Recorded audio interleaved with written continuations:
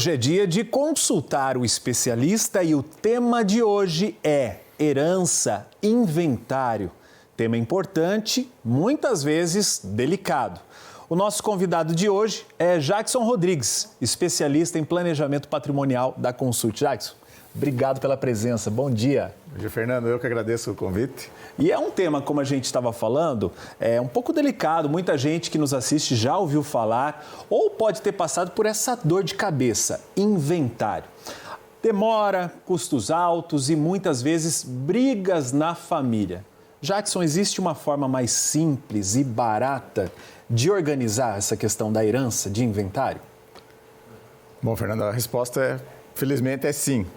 Existe uma forma mais econômica e o inventário ele é o processo padrão quando se ocorre um falecimento na família para que você tenha a destinação dos bens e a divisão entre todos os herdeiros. Porém, existem ferramentas que a gente pode utilizar para organizar esse patrimônio em vida, o que a gente chama de planejamento sucessório. Então, você que pretende fazer essa organização e tem patrimônio que pode ser doado ou feito o planejamento, tem como se organizar e fazer isso em vida. Então não é só papo não, é muito mais barato fazer isso durante a vida do que pós-morte. Muito mais barato, porque assim, hoje temos muitos custos para fazer o inventário, né? Você tem impostos, taxas, tem honorários advocatícios e tudo isso geralmente deve ser pago antes da divisão dos bens no inventário.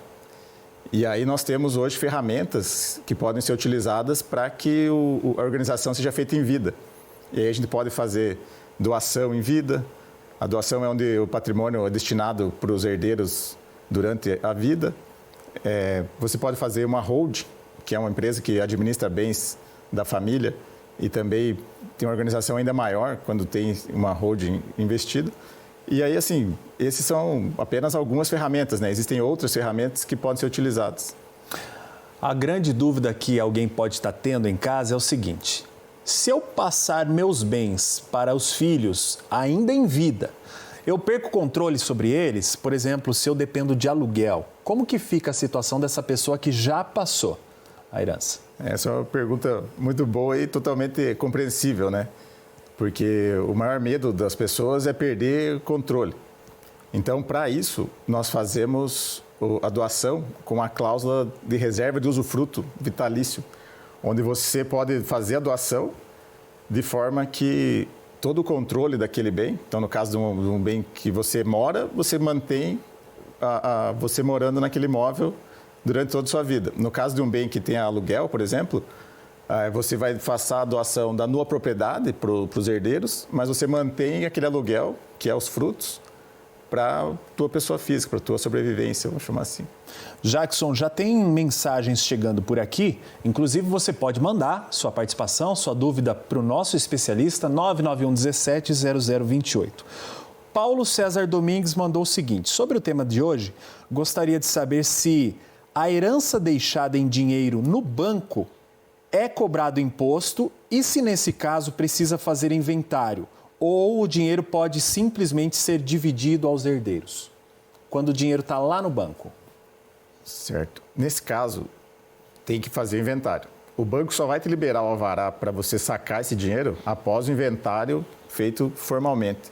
O inventário pode ser feito tanto judicial ou extrajudicial. Então, tem que ser feito esse processo. O ITCMD, ele é um imposto estadual que incide sobre heranças e doações e ele está hoje na alíquota de 4%.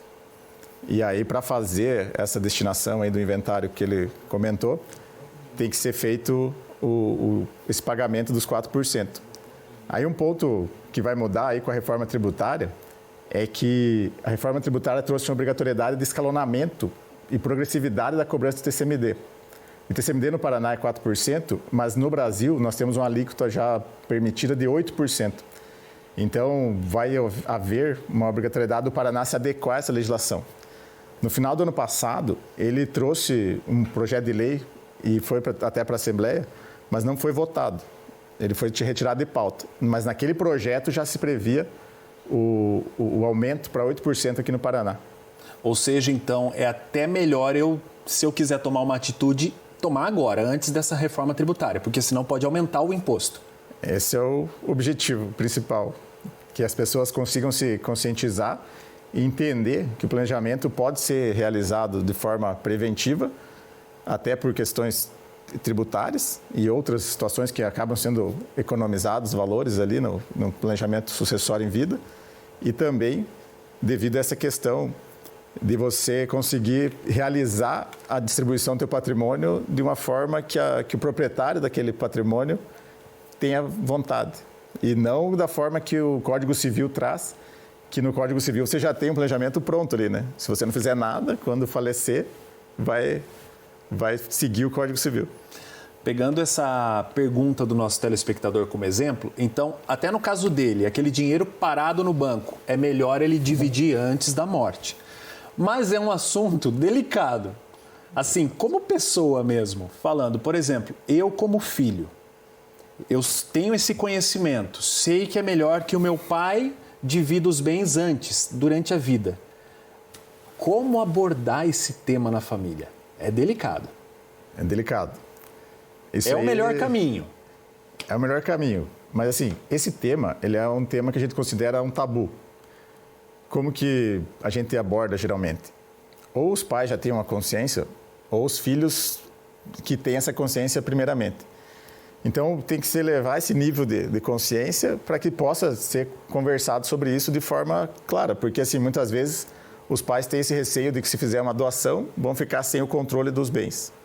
Mas, na verdade, quando você faz o planejamento, além de ser um ato de cuidado e zelo pela tua família, você ainda está colocando a tua vontade em evidência. E aí você consegue ter isso com mais clareza. Muitas vezes a gente trabalha com acordos de sócios, acordos de família e outras ferramentas que fazem o patriarca ficar muito mais seguro.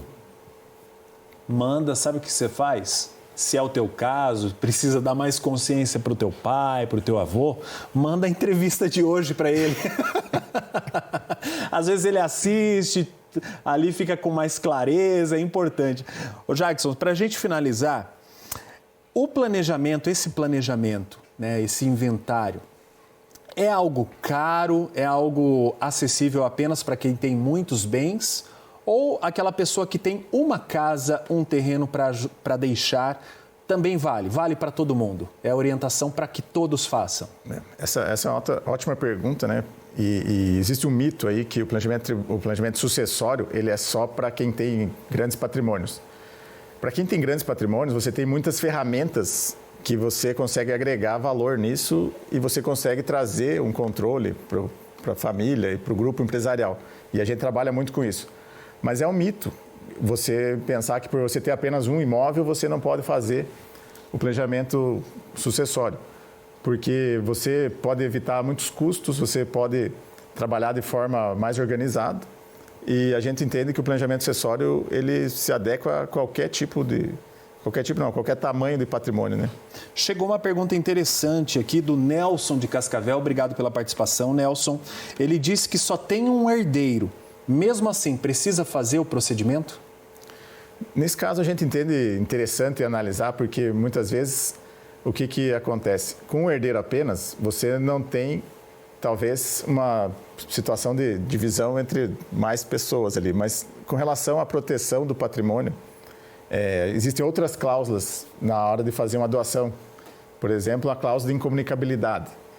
Se você fizer a doação com cláusula de incomunicabilidade, o patrimônio pode chegar para o seu filho e, no caso, ele venha casar e depois se divorciar, ele vai estar protegido daquele patrimônio nesse cenário. Então, assim, existem várias ferramentas, mas cada situação tem que ser adaptada ao seu caso. Eu não consigo falar assim, essa aqui se aplica em geral para todo mundo. É melhor deixar bem claro no papel. É sempre melhor.